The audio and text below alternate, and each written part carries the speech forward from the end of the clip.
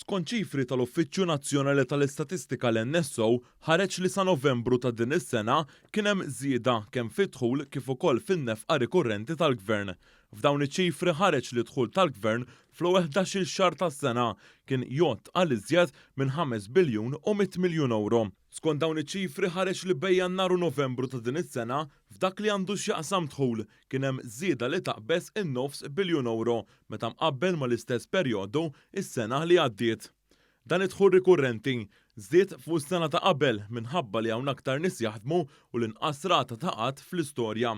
L-akbar żieda fid-dħul tal-Gvern kienet ġejja mit-taxxa ta' dħul, hekk kif il-Gvern daħħal aktar minn biljun u 800 miljun euro. Dan flimkien ma' ħlas tal-bolla, hekk kif il-Gvern daħħal aktar minn biljun u 100 miljun euro. Minn din l-istatistika tal-NSO ħareġ ukoll li bejn Jannar u Novembru ta' din is-sena in-nefqa rikurrenti tal-Gvern żdiedet meta mqabbel mal-istess perjodu tal-2021. Dan hekk kif kien hemm żieda ta' aktar minn 130 miljun euro f'nefqa.